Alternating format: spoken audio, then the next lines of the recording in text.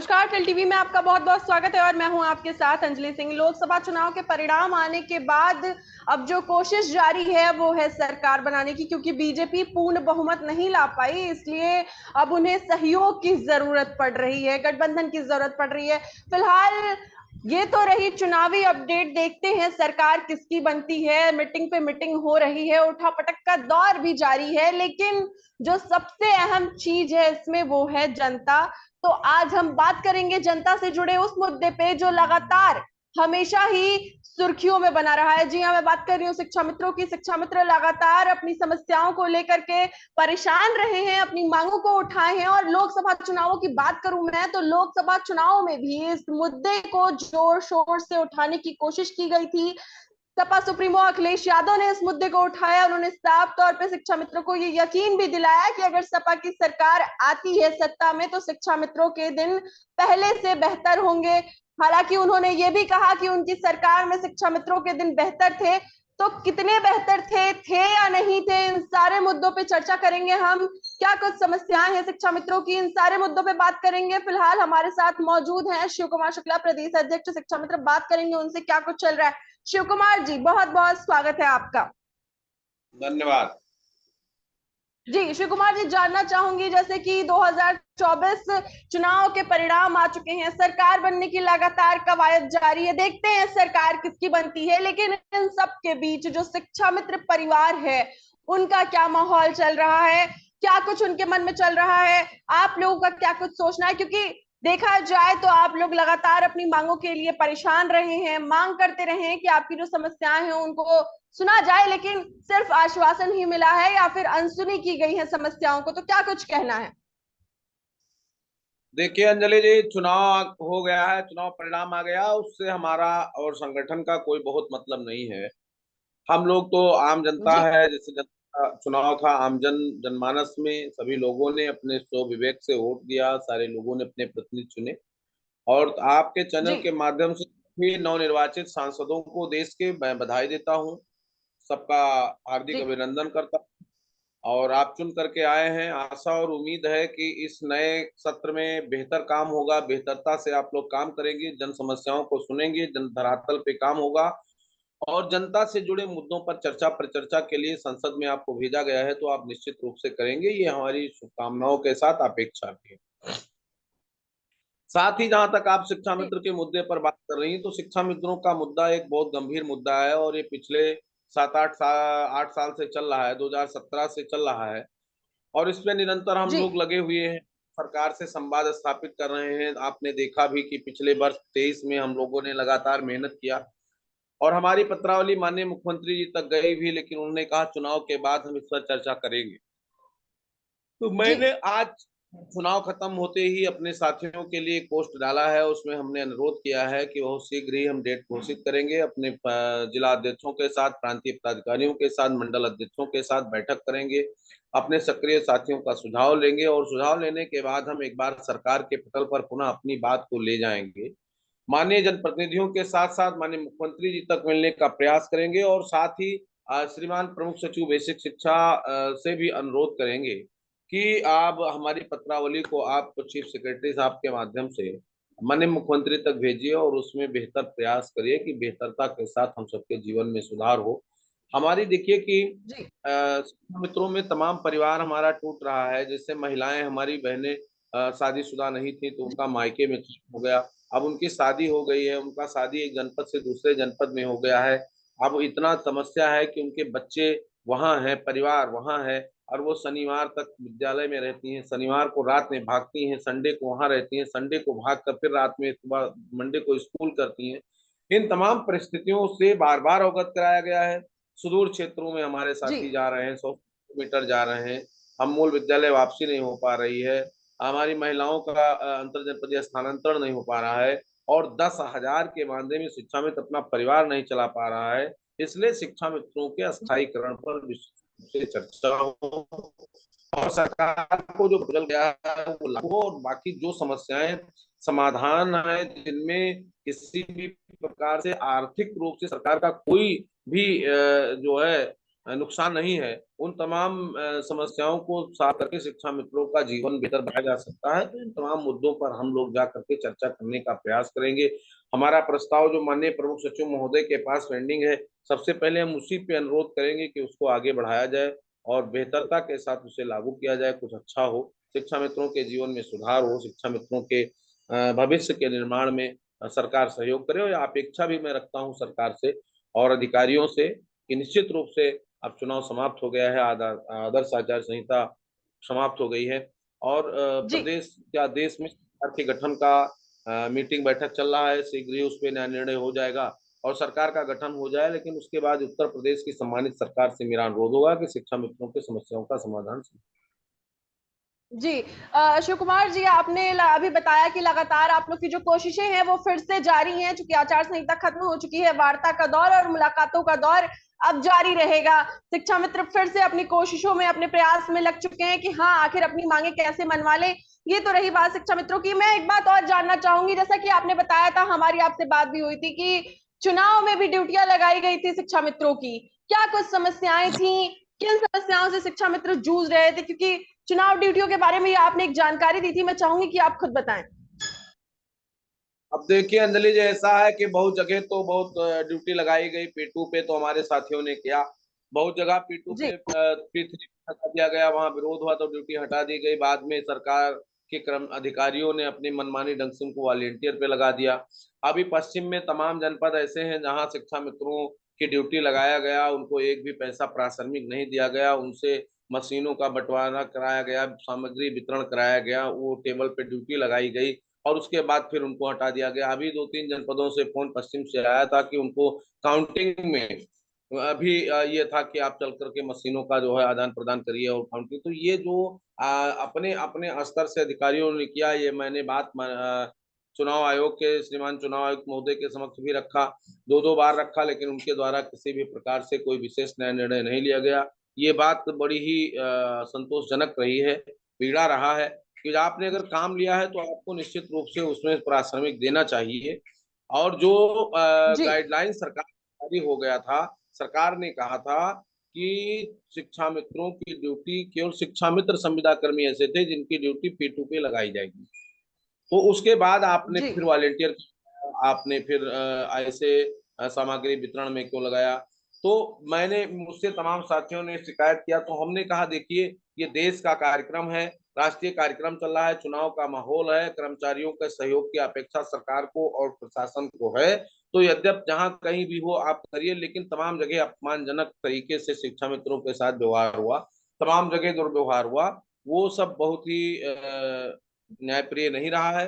परंतु उसके बाद भी हम तो परेशान ही हैं। सरकार और सिस्टम के साथ हमें काम करने की जो हमने बीड़ा उठाया था, तो उस पर हमने कोई विरोध नहीं किया और हम लोगों ने पूरी तन्मयता के साथ चुनाव संपन्न कराने में सहयोग किया है।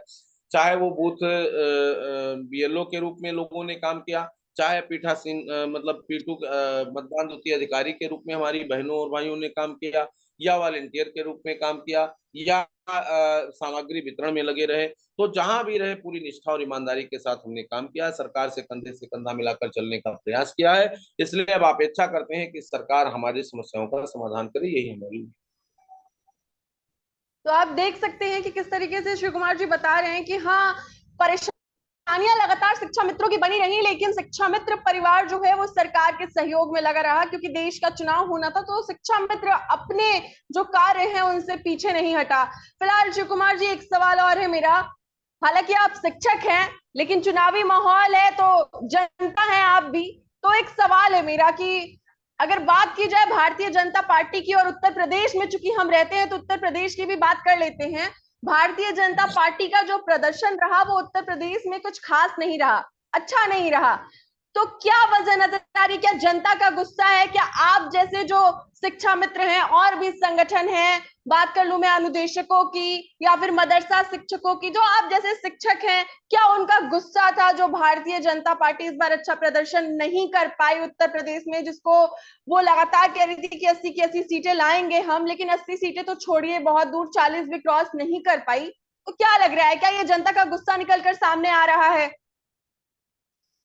देखिए अंजलि, ये चुनाव के समय बहुत मुद्दे होते हैं, और हमारा मुद्दा तो जी बड़ा घिसा मुद्दा है। हमारा तो कोई मतलब नहीं था। हमारे तमाम साथियों और जी कर्मचारियों ने तो सरकार के साथ मिलकर के काम किया है। हम हमें लगता है कि तमाम ऐसी बातें चुनाव के दौरान आई कि जिसपे सरकार अपने आप को सर्टिफाई नहीं कर पाई, और विपक्ष के लोगों को लोग समझाने में बहुत ही सफल रहे। उन तमाम मुद्दों को लेकर के जी जो भारतीय जनता पार्टी का फिक्स मतदाता था, 80 मतदाता, वो वोट थोड़ा बहुत जी ट्रांसफर हो गया। से तमाम नुकसान समाजवादी उनका जो है भारतीय जनता पार्टी का हुआ है। इसलिए अपने मूल समस्याओं के समाधान में सरकार को ध्यान देना चाहिए। जैसे गरीबों के आवास का जो है अभी तक तो वो रजिस्ट्रेशन जी नहीं हो पाया, सत्यापन नहीं हो पाया। नए सिरे से गांव में आवास जो बनते हैं, प्रधानमंत्री आवास योजना चलती है, उसका इन्होंने जो है जी सर्वे नहीं करा, सूची नहीं बनवाया, और तमाम ऐसी बातें थी जो वो लोग समझाने में सफल रहे और ये लोग विफल रहे, और ऐसे तमाम कारण हो सकते हैं। और चुनाव है, चुनाव में जनता कब किसके साथ रहेगी, कब किसके साथ से हट जाएगी, इस पर कोई कमेंट नहीं होता जी है। ये जी जनमत है, और जन सभी को सम्मान करना चाहिए, और सम्मान के साथ आगे बढ़ना चाहिए, अपनी कमियों पर विचार करके और उसमें सुधार करते हुए लोग आगे बढ़ें। बाकी देश में तो भारतीय जी जनता पार्टी को लगभग मत मिला हुआ है, और सरकार बनाने की तरफ लोग बढ़ रहे हैं। उम्मीद है कि सरकार बन जाएगी, और अब हमें उम्मीद है कि अच्छा और बेहतर प्रदर्शन होगा, अच्छा काम होगा। जी इसी उम्मीद में देश की जनता टकटके लगाए देख रही है। जी जी। शिव कुमार जी, समीक्षा बैठक की गई है सीएम योगी द्वारा, क्लास भी लगाई गई है अधिकारियों की, और ये भी कहा गया है कि जो भर्तियां रिक्त पड़ी हैं उनको जल्द से जल्द नियुक्ति दी जाए। तो क्या लग रहा है कि जिस तरीके से बैठक की गई, समीक्षा बैठक की गई और नियुक्ति पत्र देने की बात की गई कि नियुक्ति की जाए जो रिक्त भर्तियां पड़ी हैं, तो क्या लग रहा है कि ये जो शिक्षा मित्र का मामला है, क्या इस मामले में आ जाएगा? क्या अभी सीएम योगी आप लोगों के लिए कोई खुशखबरी ला सकते हैं? क्योंकि जिस तरीके से उत्तर प्रदेश का प्रदर्शन रहा है, अब लगातार भारतीय जनता पार्टी या खुद सीएम योगी अपना पूरा दमखम दिखाने की कोशिश कर रहे हैं कि जनता को अपनी तरफ आकर्षित किया जाए। तो क्या शिक्षा मित्रों का भी इसमें भला हो पाएगा? क्या कुछ लग रहा है?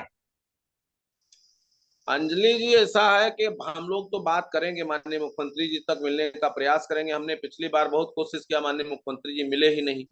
इस बार मिलेंगे जी तो मैं अनुरोध करूँ, हमारी समस्याओं का समाधान कर दीजिए। 1.5 लाख परिवार है, 1.5 लाख में 15 लाख से 18 लाख आपके पास मतदाता हैं, तो किसी किसी का परिवार बहुत बड़ा है। अब हमारे यहाँ 45 मतदाता हैं जो वोट डाल रहे हैं हमारे परिवार में। हमारा परिवार बहुत बड़ा, 70-80 लोगों का परिवार है।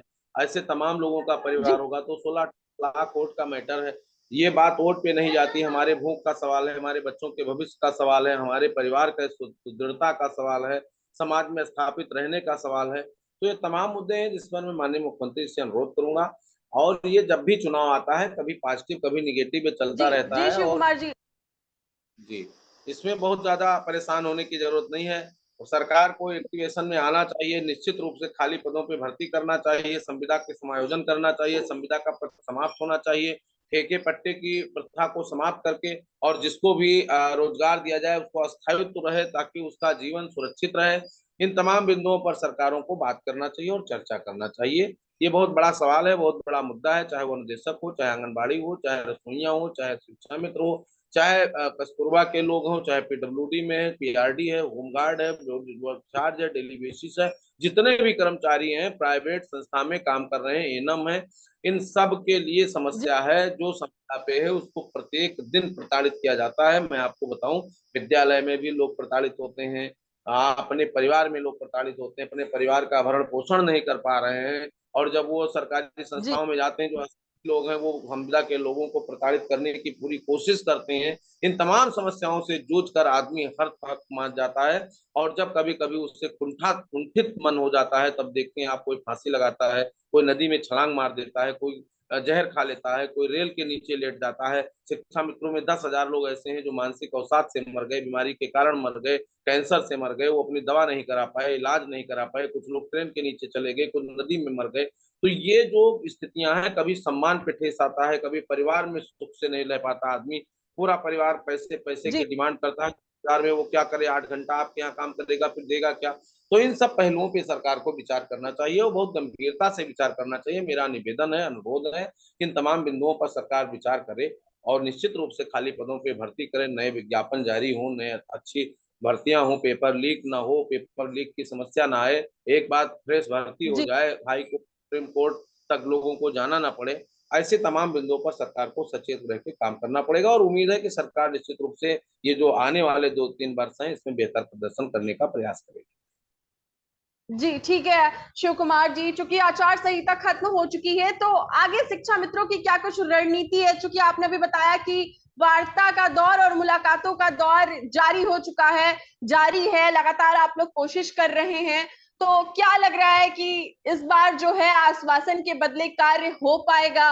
और अगर कार्य नहीं हो पाता है तो क्या कुछ रणनीति तय करके रखी है? अगर हो जाता है तो बहुत अच्छी बात है, शिक्षा मित्र लगातार परेशान है, उनकी मांगे सुनी जाएंगी, लेकिन अगर जैसा 8 सालों की अगर मैं बात करूं तो 8 सालों से लगातार आप लोग को आश्वासन ही मिला है, तो क्या लग रहा मैं है कि क्या कुछ रणनीति तय की है? चुनाव देखिए, चुनाव था, चुनाव के बाद मैं निश्चित रूप से, मुख्यमंत्री जी ने कहा था चुनाव के बाद करेंगे, तो मैं एक बार माननीय मंत्रीगणों से, माननीय शिक्षा मंत्री जी से, माननीय वे शिक्षा मंत्री जी से, माननीय मुख्यमंत्री जी से, माननीय प्रमुख श्रीमान प्रमुख सचिव से मिलने का प्रयास करूंगा और मिल करके अपनी बात रखूंगा और कोशिश होगी कि माननीय मुख्यमंत्री जी सहृदयता दिखाते हुए हम लोगों की समस्याओं का समाधान करें। यद्यपि ऐसा नहीं होता है तो कमेटी में विचार करके अगली रणनीति पर हम विचार करेंगे और निश्चित रूप से एक बड़े आंदोलन की रूपरेखा तय करेंगे।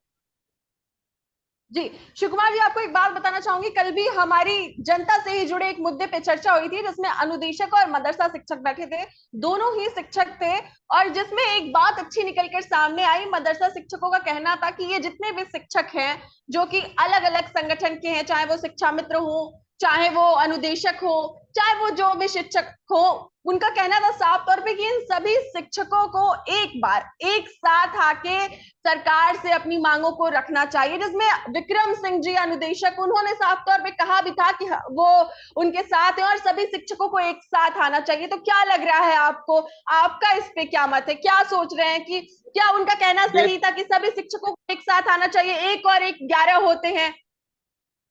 ये प्लेटफार्म अंजलि जी हमने सबको दिया था और खुले मंच से हमने आह्वान किया था और मैं जी तो विक्रम जी का सपोर्ट किया हूँ, मैं मदरसा निदेशकों का भी सपोर्ट किया हूँ, मेरे साथ मेरे पास जो लोग आए उनका सपोर्ट किया हूँ। पुरानी पेंशन बहाली के आंदोलन में आपने देखा होगा 1 जनवरी 2021 को इतना बड़ा आंदोलन हुआ, उसमें दूसरे नंबर पर हमारा संगठन समर्थक था, पूरी ताकत से हमने मेहनत किया।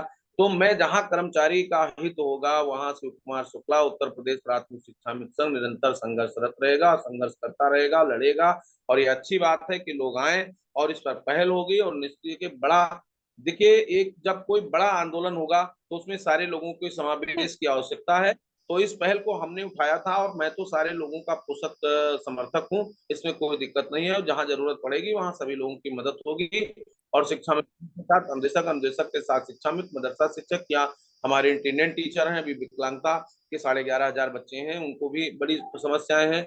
ऐसे हम आपको कितना गिनाऊं जो हमारे सूची में है, पैनल में है। हम सबको चाहेंगे कि सारे लोग इकट्ठा होकर इस आंदोलन को आगे बढ़ाएं और एक बड़े संघर्ष की तरफ जब हम लोग जाएंगे, ऐसे पहले हम वार्ता करेंगे, सभी लोग बात कर। जी शिव कुमार जी, आपका माइक बंद हो गया, आपकी आवाज नहीं मिल पा रही है मुझे। जी शिव कुमार जी। जी जी चलिए, ये बात तो अच्छी है, आपने भी ये बोला कि सबको साथ आना चाहिए और आप सबके संघर्ष में साथ खड़े और आगे खड़े भी दिखाई दिए हैं। एक चीज और है, हमारे चैनल के माध्यम से अपने साथियों को और हमारे दर्शकों को क्या कुछ संदेश देना चाहेंगे आप, क्या कुछ कहना है? कि चूंकि अब नतीजे तो आ चुके हैं, सत्ता बननी बाकी है, सरकार बननी बाकी है, तो आप क्या कुछ कहना चाहेंगे, क्या कुछ कहना है अपने शिक्षा मित्र परिवार से? और आचार संहिता खत्म हो चुकी है तो क्या कुछ कहना चाहेंगे? हम लोग अपने संघर्ष की बात करते हैं, सरकार बनाने और बिगाड़ने की ताकत होती तो हम लोग भी उसी गलियारे में बैठे होते, सत्ता में हम लोग भी होते। हमें सत्ता किसी की बने, हमें उससे मतलब है, सरकार कोई बनावे, जी चलिए ठीक है शिव कुमार जी, बहुत बहुत धन्यवाद आपका हमसे जुड़ने के लिए। जनता से जुड़े तमाम मुद्दों को लेकर के हर वक्त हम आपके साथ हाजिर रहते हैं। जनता के तमाम मुद्दों को उठाने का हर वक्त सर्वोपरि रूप से हमारा कार्य रहा है और आगे हम करते रहेंगे। फिलहाल आज हमने बात की शिक्षा मित्रों के मुद्दे पे, आगे भी जनता के तमाम मुद्दों को लेकर के हम आपके सामने आएंगे। फिलहाल के लिए बस इतना ही, मुझे दीजिए इजाजत, नमस्कार।